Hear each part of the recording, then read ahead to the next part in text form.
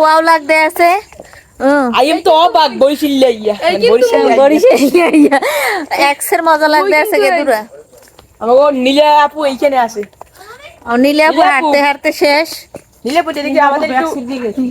গ্রামে না আসলে এত সুন্দর দৃশ্যগুলো তো পুরাই মিস করতাম, তাই না বলেন? কত সুন্দর হাঁস এক পাল ঝাঁপ দিল, আর এই রাজা হাঁস দেখে তো ছোটবেলায় দৌড় দিতাম, কারণ এগুলো যে দেখলেই কামড় দিতে আসতো। আর এত সুন্দর রাস্তা, মেঠো পথ দিয়ে আমরা কোথায় যাচ্ছি সবকিছুই থাকছে আমরা আজকের আজকে ভিডিওতে। যাচ্ছি ট্যুরে, ওই যে মিম মামির বাপের বাড়ি। আর একজন এখনো রেডি হইতে পারে নাই, তার জন্য আমরা রাস্তায় সেই যে অপেক্ষা করতেছি, সে বের হইলেই আমরা রওনা করব।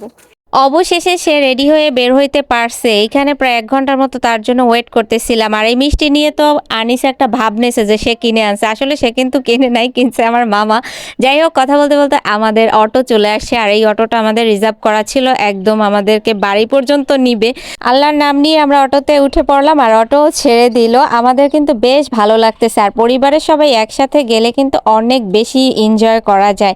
আর আমরা যেখানেই যাই না কেন, পরিবারের সবাই মিলেই আমরা একসাথে সব জায়গায় ঘুরতে যাই, যার কারণে আমরা অনেকটা এনজয় করতে পারি।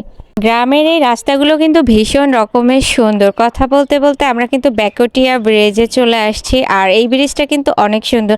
ইদানিং তো আমাদের এই ব্রিজের এখানে আসাই হয় না, আগে তো পিরোজপুর আসলে এই ব্রিজে ঘুরতে আসতাম। থেকে নামার পরে শুরু হয়ে গেছে হাঁটাহাঁটি।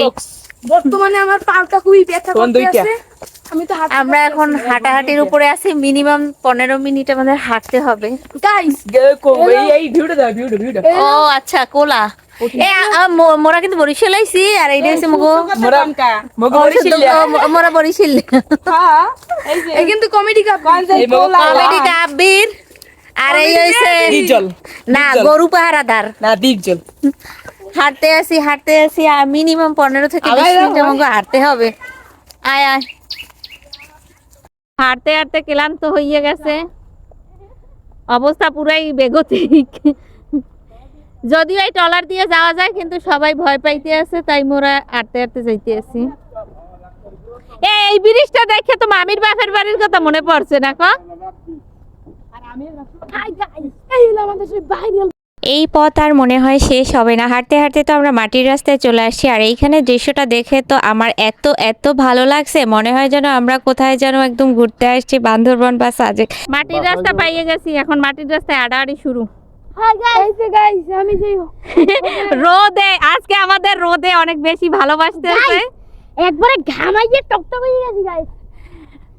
এত পরিমাণে রোদ উঠছে রে আল্লাহ। অনেক দিন পর মনে হয় মাটির রাস্তা পাইছি, বহুত বছর পর। আমি সেই হতভাগাটা ব্যাগ দিয়ে ও নিজেকে প্রোটেক্ট করতেছে। আমার না ফেরেন রাত্রি গোলোটা মানে গোলোটা অবস্থা খুব বেশি খারাপ, সবাই তোরারে পুরা দেশে ধরাইয়া পথ মোড়ে পুরায় না। আল্লাহ, 5 মিনিট কইতে কইতে মনে 1 ঘন্টা আসছি। যাই হোক, অবশেষে আমরা বাড়ি পৌঁছাইতে পারছি। আল্লাহ, প্রায় 1 ঘন্টার মতন আমরা হাঁটছি। 5 মিনিট বলে বলে আমাদেরকে 1 ঘন্টা হাঁটানো হয়েছে। যাই হোক, বাড়িতে এসে একবারে চলে গেছি রান্নাঘরের কাছে, কারণ আমাদের এত পরিমাণে ক্ষুধা লাগছে যে এখন কোনো কথা বলা হবে না, শুধু রান্না বান্নাই হবে। তো গ্রামের বাড়িতে মাটির চুলার রান্না কিন্তু খেতে এত মজা, কারণ সব জিনিসই আপনি পাবেন টাটকা টাটকা আর ভেজাল মুক্ত। গ্রামের বাড়িতে শীতকালে কিন্তু সবসময় তারা রান্নাঘর বাইরেই করে। গ্রামীণ এই দৃশ্যগুলো কিন্তু আমার কাছে ভীষণ ভালো লাগে, আর আমি শীতকাল আসলে এর জন্য একটু গ্রামে বেড়াইতে যাই, কারণ বাইরে বসে এভাবে রান্না করে সবাই বসে গল্পগুজব করে, দেখতেও ভালো লাগে। যাই হোক, এখানে রোস্ট রান্না করছিল, তারপরে গরুর গোশ, আর সব থেকে বেশি আমার মজা লাগছে আন্টিরা এখানে সব পদের ভর্তা করছে। গাইজ, এই গোশ তারপরে ডিম বলেন, যাই বলেন না কেন, কোনো খাবার আমার কাছে ভালো না লাগলেও সব থেকে বেশি বেশি মজা লাগছে এইখানের এই আইটেমগুলা। মানে এখানে যতগুলা ভর্তা আইটেম আছে, এত মজা লাগছে, মানে আমার তো এখন আবার খেতে মন চাচ্ছে। কোনো কথা হবে না, আগে শুধু খাওয়া হবে। তাই আমি এখানে এসে প্রথমেই ভর্তা দিয়ে ভাত খাওয়া শুরু করছি। আর আমার মতন ভর্তা ভাত খেতে কে কে পছন্দ করেন অবশ্যই কিন্তু কমেন্টস করে জানাবেন।